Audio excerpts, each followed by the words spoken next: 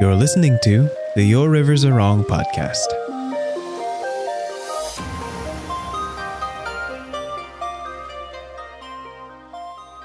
Good morning, everyone, or afternoon, or whatever time zone you're in, because we're an intergalactic podcast, I want to say. Welcome back to Your Rivers Are Wrong. I'm one of your hosts. My name is Merle. And I'm your other host. My name is Dante. Yeah. And in this podcast, we talk about a lot of things, but mostly the wonderful whimsies of world building, the arts and aesthetics of setting up a setting, and telling stories in that setting. And I think today we're already on episode 42, aren't we, Dante? That's exactly right. Yeah. Didn't I do that intro so smoothly? That was so good. Wasn't it great? I was so satisfied. Thank you so much. I was like, wait, what's my line? Learn from the best. You had to break in now. Yeah. Yeah, you kicked me in and I'm just like, wait, what do I say? You got to keep up, Dante. Got to keep up. We're evolving here. Oh, yeah. Oh, so good to be back. How you been, my friend? I've been good.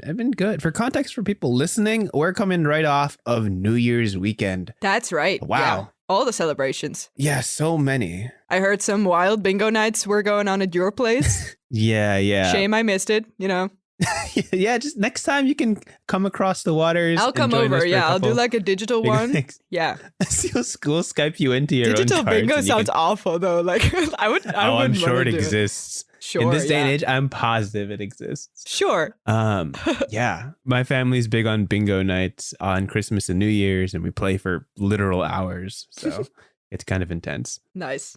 I love the dedication in there. Yeah. Did you also see fireworks and stuff? Like, how was the rest of your New Year's? Well, we have the fancy New Year's celebration in New York City. We have the ball drop, obviously, and then we have the fireworks somewhere else, and it's always exciting, but we don't usually have it in neighborhood because that's illegal. We can't do that anymore. Wait. But I didn't realize. Not to say that there aren't fireworks all over New York. Not to say that people still do it anyway. Yeah, it's just that who gets caught. You'll always have it. Those people, though. Yeah, I get it. Like a decade ago, my neighbors would always go to North Carolina and get just a massive amount of fireworks because it's legal there. And then we would fire it off in the neighborhood and, the police won't say anything. But now everybody's cracking down on these and it's way less fun. But we used to have all the Roman candles set up in the street and the fires off. It's so good. Fair enough. Yeah, Good that's times. very fun. I think next year we're going to be like firework free in a few of cities in Holland. So I felt like this year everybody was like real serious about it. Because go big or go home. Now or never. Yeah. Next year it's going to go home. So, tonight's going to be go big. Yeah. Which, I like about fireworks that I don't have to buy anything and then I still have all the fun. It's great. I just stand on a high enough rooftop. Yeah, you literally don't have to do anything and people just do it for you. And it's their money. It's lovely. Yeah. Life hacks. Don't buy your own fireworks because you can see them from anywhere. Yeah. Oh, gosh. You never heard this How was your before. weekend in context? My weekend was very fun. I was with a bunch of friends and we did karaoke because we're all musical nerds. Amazing. Oh, that must be so good. I never karaoke'd on New Year's Eve, which was great. Like, why isn't that a thing that everyone does? It is a thing. I want karaoke to be part of every party that I'm at now. Hey, listen, you got to go to a Filipino party. Oh yeah, didn't do that yet. Sounds amazing. I love it. It is a rule in every Filipino American household that you must have a magic microphone and some sort of karaoke set. Look That's at just that. how it goes. That sounds amazing. Yeah. Not gonna lie. Yep. Anyway, I don't know if do we have anything else to say? Jumping into this? I don't think so. Oh, we have to mention, of course, Marla is the host for this episode. Oh yeah, in case you missed it. This, which is so fun to listen to, and I do so much less. I'm so fun in general, aren't I? Let it be known. Yeah, just put on record. Putting it out there. Marla is so fun. Yeah, but that's actually good to mention because in case you missed the announcement or the episode before this, we're switching hosts every now and then, and we're having a little bit of a different, slightly shorter format this season 4 already. Can't believe that. Yes, that's crazy. That's why you're listening to me talking about what bridge we're going to do for the new topic. Because it's happening. It's right now. You got to transition into your own words, which would be very exciting. That's confusing to my brain. But I'll try anyway. We'll workshop it. Yeah. We got this. I want to link this to the bingo story, but I can't find a way. I had a whole 5-minute bingo spiel before we started recording. So you guys missed most of it. And I'll bring it up if it's relevant and not a moment before. Fair enough. Okay. Enough fun talk. Let's do some serious biz now. Okay. Since I'm the host of this episode, I'm also in charge of the topic that we're going to talk about today. I thought it would be fun to talk a little bit about immersive storytelling or immersion in general. Interesting. I think I came up with this or thought about this in general when I was watching the amazingly, wonderfully brilliant animated series Arcane on Netflix. I rewatched it recently, and then I watched like this, 6-part, half an hour each part documentary of the behind the scenes, which was equally amazing. And I forgot how many amazing, talented people there are in this world. And specifically, the little behind the scenes that they showed about the audio editing or the Foley recording and the music and stuff, I was really fascinated by because they really explained the sort of layering of all the sound and stuff. And it was really cool. And it made me realize how many thought and effort goes into basically background or basically not realizing that you're listening to things that are made from scratch because animation isn't real because you missed it. Everything that's in, the background, all the characters that you're seeing, all the colors, all the sounds that you hear, they have been purposefully made for the work. And, I'm talking about animation now, but this goes for many artworks or stories, And I think that's a very interesting quality to talk about a little bit because it's pretty hard to do. And probably if you've done it the best way possible, you probably shouldn't even realize that it's there. You want it to sort of be part of the whole experience, which is why it is immersive in the first place. Yeah, and I think you can do that in a lot of different ways, in a lot of different mediums as well. Yeah, so I want to talk about it a little bit with you. Yeah, absolutely. Arcane, it's so good, and famously it's famously like a 6 to 7 year project before it was even like announced. This is a big thing, for a very long time. And as someone familiar with the League of Legends like setting and lore and all of that, it is tremendously deep how much thought and effort they put into like just Piltover and Zaun in terms of the settings of Arcane is just 2 of like 12 other settings in this continent world. And they're all like not equally, I guess, but they're all very, very, very deep in terms of like how many things are tied to them, all the stories. Yeah, that's wild. So they certainly had a lot of stuff to work with in building Arcane and building out this world. But they did it so well to kind of just look into the background in any frame and see like 3 or 4 different things that define the city and make sure that the atmosphere is exactly right. Again, for context, like Piltover is this clean, technological, revolutionary city, very steampunk industrial, very futuristic in that moving towards progress is the whole theme. And then Zaun is the counterpoint to it, the city, basically the city underground or lower down. And they have like a chemtech, very like aggressive sort of style where like the strong survive and therefore all the designs are jagged and dangerous and more experimental, and just the groundwork and what they put into making sure that you understand the context of these settings is so much because every building, every person, how they're dressed, how they look, how they talk, all of that feeds into this same unified aesthetic. Yes. And in terms of immersion, what's so important about immersion is believing that this setting could be real and believing that you could walk and talk here. And everything moves towards the same purpose of being like, yes, this place exists. This is why this is this way. This is why this is this way. And it's like, oh, once you make those connections, it's like, oh, I see how this can be a real place. And that's really good. For a little bit of background information, this is in general already quite an interesting process of making an animation because it started, as you already said, from a game, basically, from League of Legends, which I'm not as familiar with, or actually not at all familiar with, as you, I think. And even for me, this was already like a crazy immersive world, which is very good. Like, I don't need any background information to sort of dive into this and be completely surrounded by it. I also thought about another video essay that I've seen recently that talked about the realism in Studio Ghibli films as well. This was a video essay, Immersive Realism of Studio Ghibli, by Asher Ishbroker, I think is his name. I'm totally butchering that. And it really talked about this idea of how if you want to establish something such as a world or a character or, a location or something, really all the elements in there, like I think his example was if you see a literal establishing shot, so a wide shot of a bustling city, all the moving parts in it, like all the characters that are walking around, all the vehicles that you see, all the camera movement in general, the sounds you're hearing, etc., etc., etc. All those things need to have a purpose that we are not going to explore in this storyline because we're following somebody else, but they all need to feel like they have their own storyline. And you do that by intentionally thinking of where each character goes or what their life is or, why there is a statue on this corner of the street. All this stuff. I think the thought that goes into it is very necessary, but also pretty hard to do because that takes a lot of effort as well. Like you need to really think of where your priorities lie there. Right. And a lot of that, I think, in animation goes into movement, or when talking about the Arcane series, it made me realize how important sound is for that as well. Like the sort of reverb, I guess, that you get in a street versus in, a closed-off building or on a much softer environment like a patch of grass or something. But if it's not there, you're going to miss it. And if it's there and done well, you're not going to realize, and it's going to, be part of the whole thing, which is a bittersweet job, I think. But yeah.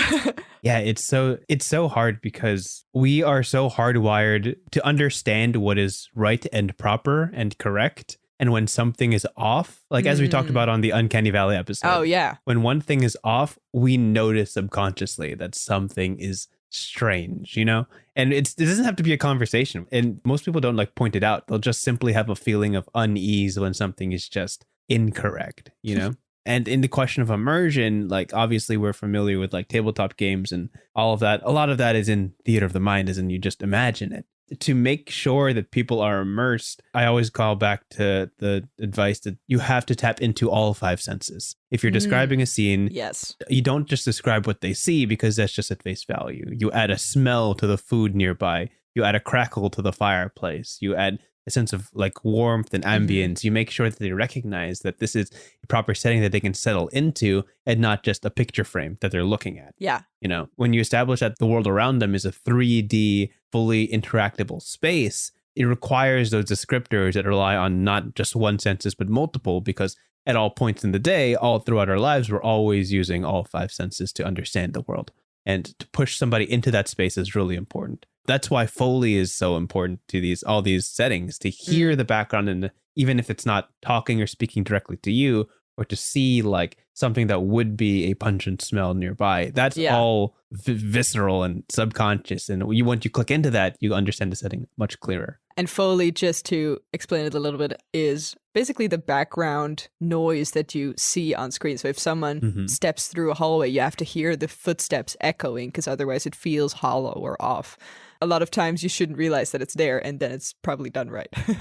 Yeah, that's right. Yeah. This also reminded me a little bit of something that I absolutely loved, which I think I learned or was taught in art history class in high school. There's basically one of the first big screen films, or one of the first films ever, where they placed a camera right next to, or like on the side of a train platform where you see the train coming in. And then because the train is coming kind of towards the camera, and because the sound was there, people in this time when you've never seen a movie in your life, you're not used to like big screen projections. You're not used to that realism that a photographic camera can tell you, This is where film and photography is very new still. So, you're used to paintings being the realistic thing in the world, or the thing that approaches realism as much as possible, etc. So when you then suddenly, as someone who's never seen a film in their life, are in a cinema looking at a screen with a pretty big train coming towards you, with a very aggressive sound, of course, of a train like barreling into the station. Famously, the first people that saw this movie like ran away from the theater because they were like, what the hell? What the hell? I'm gonna die here.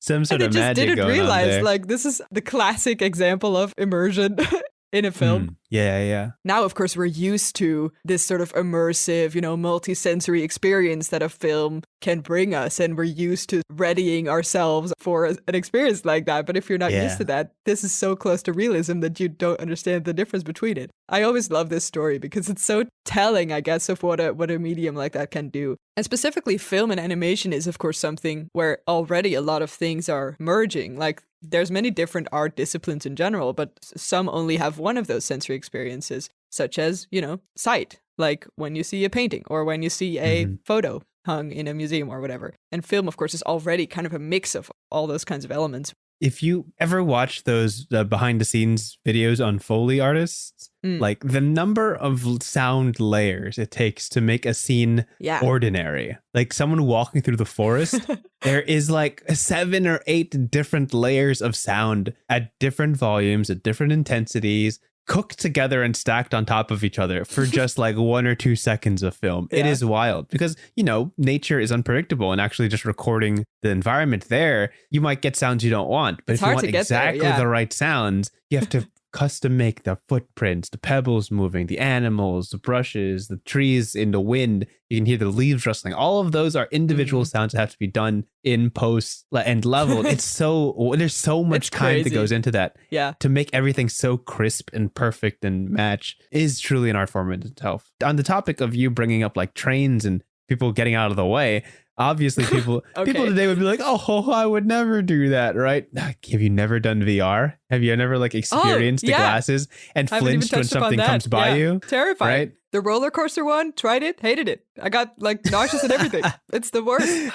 And there's the tightrope ones where you're like, you have to walk across a tightrope and you see people trying it. That sounds awful. And they wobble like in real life. I'm like, you're standing on carpet, dude. What are you doing? Like, obviously. That's so lovely. And even like, there's some like very short videos on YouTube where like something out of nowhere is thrown at the camera. And like in real life, you'll flinch a little bit. Yeah. Same thing. Like, we're not immune to that sort of thing. If you don't have time to react or you're not expecting it, it feels very real. And that's just something built into us to react to the things around us. Things that are properly immersive, you will viscerally react because your brain is in the mindset of like, this is real, this is true, and I need to survive. Yeah, exactly. Yeah. And I think there's one more thing I want to touch upon, that sometimes the immersiveness, sure, that's a word, the immersion of an artwork. Yeah. You know, the title of the episode? I prepped this topic. Right. Yeah.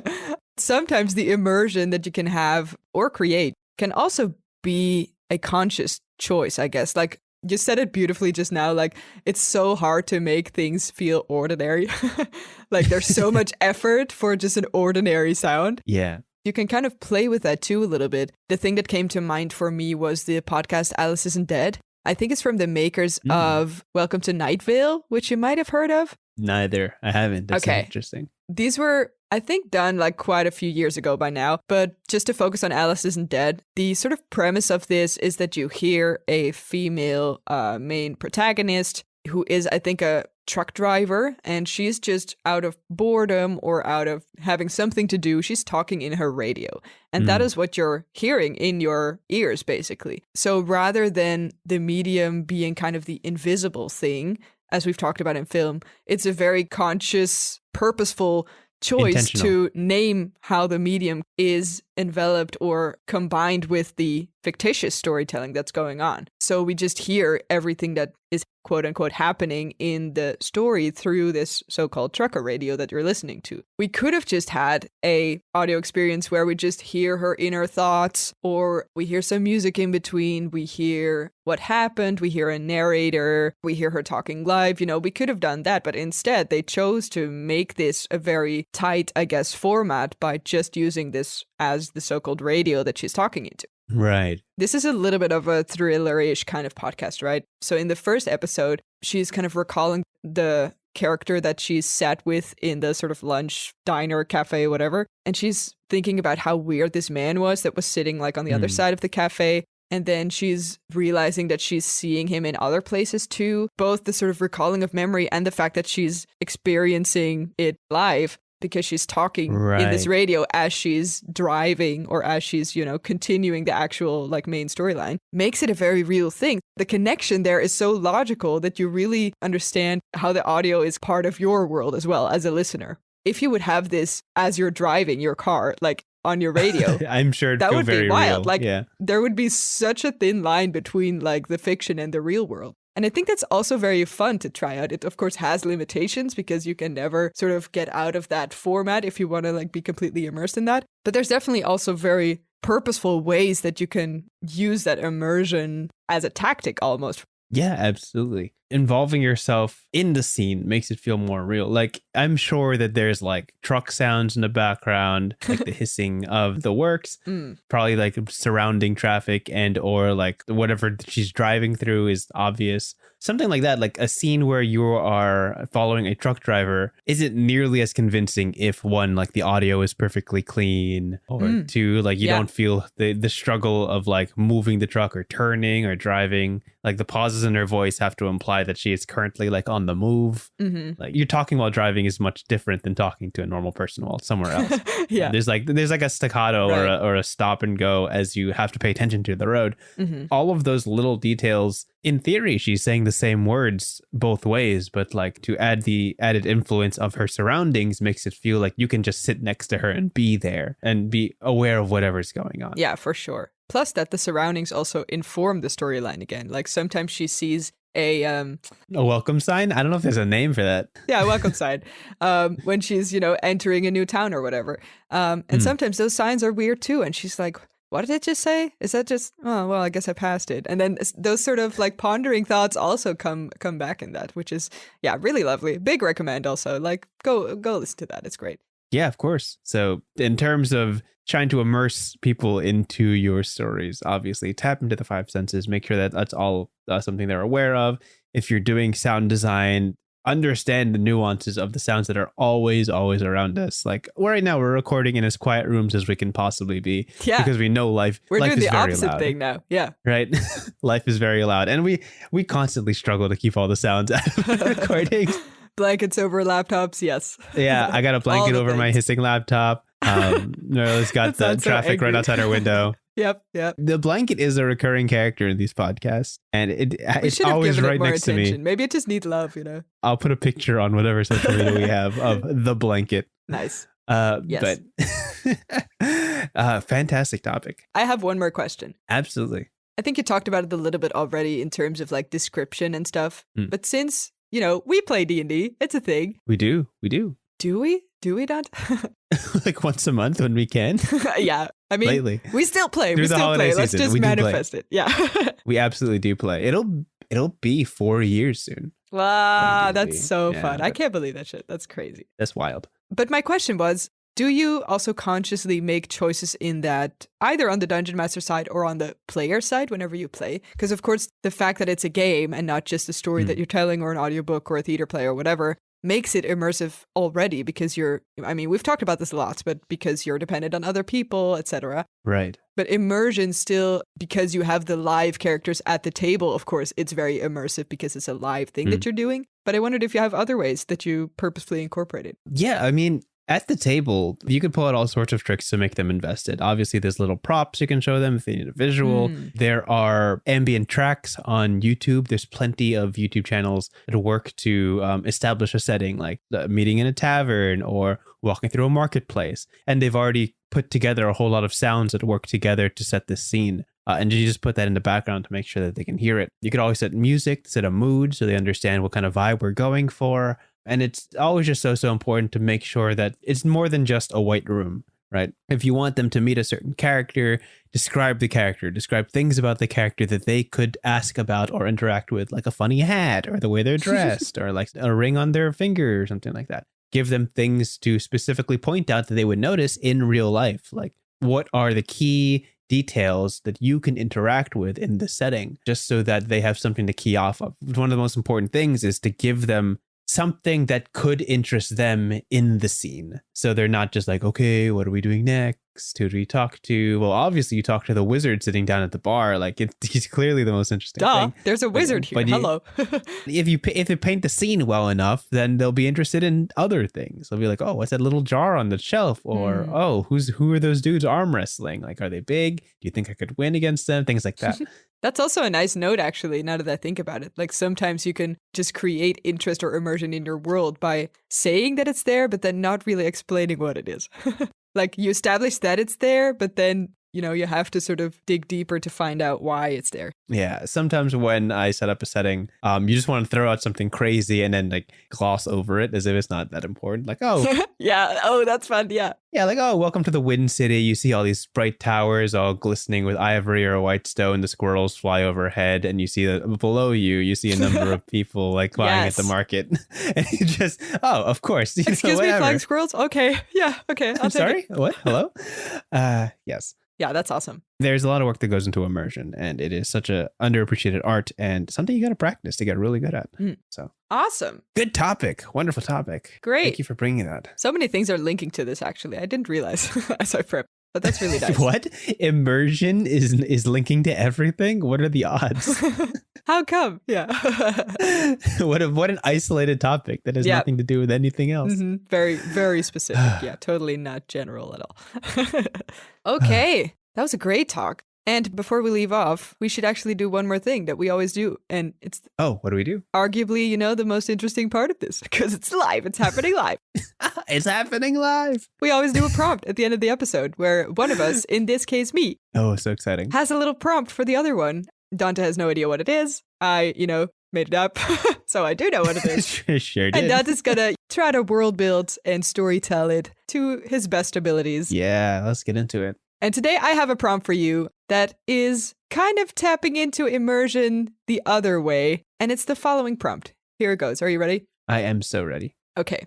I want you to make or design a monster or, something that we should be terrified of that we can't perceive. Ooh. There's no 5 senses that you can use here. But somehow we're still terrified of it. That we can't perceive? Oh my gosh. Okay. Okay. Wheels turn it. Okay. We can't see the monster. For people who are familiar with D&D or have played for a good long time, there is the story of the false Hydra. If you haven't heard it, that does tap into this sort of aesthetic. And I'm not going to go into it because it's not my idea. You look up false Hydra if you want something very akin to this. Oh, nice. As a very general thing, the false Hydra is somebody who alters the memories of people that they cannot, that everything they do seems normal and they go completely unnoticed. Yeah, and things change and it's just like, why did that change? Oh, I guess it doesn't really matter. But a creature that cannot be perceived, if you cannot witness it with any of your 5 senses, then to realize that the monster exists at all, it has to leave some sort of trail or tracks. It has to leave something of remnant, because if it doesn't, then it doesn't exist, right? Yeah. If it doesn't interact, if you can't see it and it doesn't interact with the world, then it might as well not be there. And it leaves no trace. Yeah. Yeah. Might be lots of them around. We'll never know. Yeah, we'll never know. I'm sure there is a story of that one kid who can see these monsters, but can't perceive them. We can't talk about them. So let's step into. Oh gosh, I'm gonna go into false Hydra territory, and I'm trying not to. This immediately reminds me of a lot of different Call of Cthulhu type paranormal-ish. Sure, right? Yeah. Where things are unexplained, and the only way you could possibly explain it is that it's a monster. So, oh gosh, I can't help but think of but I can't describe it. Oh my gosh, this is so difficult. How are you gonna have an immersion episode and I can't describe things in a purely audio setting? You tell me, Dante. Okay, thanks for the prompt, Marla. I appreciate it. Always so great with these prompts. Oh gosh. You could also say, just the characters can't perceive it, but we as the audience might be able to. You might describe it to us, or there might be a foresight, something going on. Only the characters cannot see or hear or smell or any of those things. No, I think I got it. Okay. It's brewing. I can see it in your eyes. I see it. Nobody else can though. Yeah, let's do this. Let's talk about this monster. We have to talk about Tinkertown. We're going to talk about Tinkertown. Tinkertown is a lovely, secluded village far away from any other city or metropolis. They are fully independent, surrounded by trees, and Maribel is one of the newsies of this town, and they often walk around and pick up their papers and deliver it to everybody, telling the village of their one page of recent events. There isn't much that happens in Tinkertown, but whatever happens is notable, and it's Maribel's job to make sure everybody knows. So on a Monday, she wakes up, she delivers her papers, she passes by a neighbor's house, a grumpy old man who she doesn't really agree with, but she does her job as any newsie would, and she puts the paper at his front porch, passes by the baker's shop, and then makes her rounds over to the far end of the church. She puts a couple, because people always pass by this place, public forum, and then goes about her day spent collecting stories from everybody else, making sure that news for the rest of the week is noted down and written down so it can be printed and delivered. And that's just a regular Monday. She sorts all that through. Tuesday, she wakes up, she prepares her breakfast, and then goes to the baker shop because she's a baker, and she makes sure that all the bread is ready for everybody. First, she delivers food to the old man, lives there, Then she delivers food to the church and, gets all that done because Maribel is a baker and everything she has to do is involved in the bakery, and she delivers these all over town. Wednesday, she holds some sort of elementary class on Wednesdays because, that's her job all throughout the week. She makes sure that everybody gets to learn and make sure all the kids get their lessons and, picks up some kids from the grumpy old man's house and make sure that they make it to school properly. Thursday, what was Maribel? She was a newsie, right? And she picks up the papers, makes sure she has the news and delivers it to all the houses that matter. Things are ordinary in Tinkertown.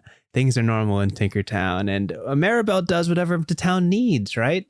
She's a newsie today. And if something needs to be done, and if the town is lacking anything, Maribel's always a good person to handle that. The trees, they've always been blue, right? They've always been a little bit strange. Trees are blue everywhere, right? Trees are blue everywhere. And today the sky is always sunny. The sky is always sunny. How can you storytell without the sky being perfectly normal and blue? We can't have that interfering with Maribel's duties. Let's move the church to the west end. Let's put it over there. Let's put the grumpy old man over in the far corner. He's kind of bumming me out. Friday. What does Maribel do on Friday? The camera zooms out. You see a spectral hand adjusting things in Tinkertown, moving them to the far corners and putting things in the central focus to the limelight. I forgot. What was Maribel again? She was the baker, right? Okay, so you see this hand kind of invisible. Of course, you don't see the hand, but you see the wardrobe of Maribel just kind of change and shift and shimmer and become something else.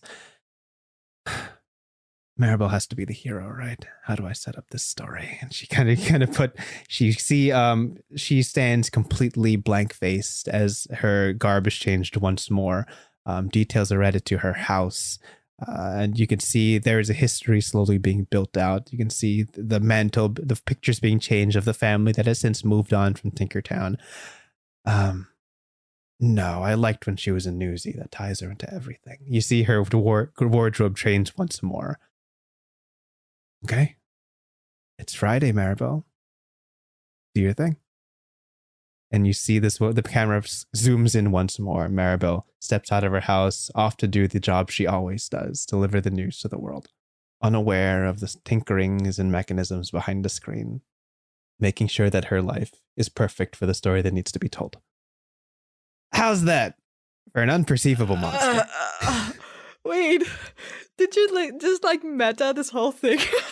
How? Oh my god, that was great. You put me into the mind space of you were like, the god I don't know who controls how to do immersion. Oh, it's such a hard prompt. Oh, here's just an amazing fucking storytelling thing that I just made up in my brain. Oh my gosh. But don't we do that on the regular as I was so Dungeon confused. Masters? Yeah. Oh my god. We change the story as we see fit, and the characters we truly never are gods, know. Aren't we? We deities in our own comfortable chairs. Yeah, I was like, well, I change the stories of my characters every Tuesday. So and they never know the difference. They never know. I was talking about it with I love it so much. Talking about it with our friend and D&D player DeForest, how in a kind of meta while we were all taking our bathroom breaks. How sometimes we'll just change the builds of our characters on a whim, and we rarely roleplay it. Like if my character changes from a barbarian to a fighter, they'll never know that they were anything before, right? Yeah. So like things change, like in Tinkertown, things change. The truly invisible force is the mechanics behind it all, I guess. Yeah. Yeah. Put it that way. God, that's wild. And like, session 0, your character is a newsie, but in session 1, the baker's so much more interesting. Let's make them a baker instead. Never mind, they're this now for their entire life. Yes. Yeah, and they've never been anything else. Oh, that fits so good. I'm so satisfied. This was great. I was thinking you might, I was just thinking of like, ooh, a scary monster, like, quiet place kind of where you have to be, I don't know, you'll never see them, but they'll react to things, or I don't know. And this is just like a whole fucking pantheon or shit. I don't know. This is great. This is great. I love it. Oh, gosh. Story close to home, I suppose.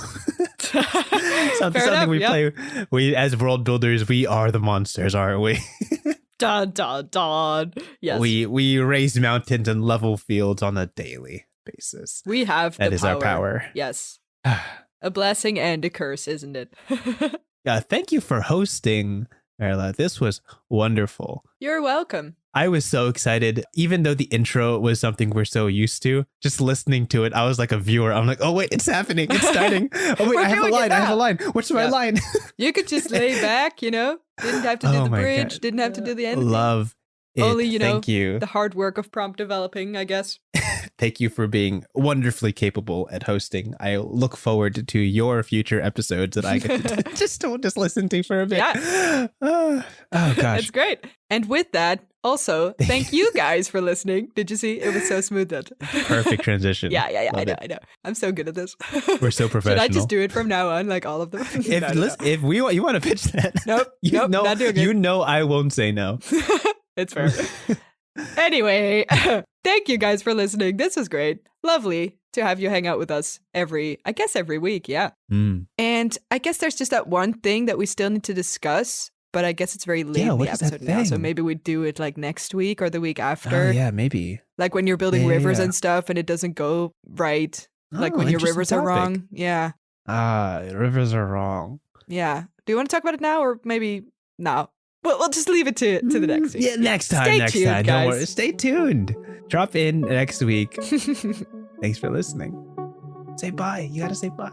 You don't have to say bye. You don't have to do anything. How do you end this podcast? In silence? Well, now you pointed it out. No, now we can't do it in silence. You can do whatever you want. You're the host. Close it out. Have a lovely time, everyone. See you next week.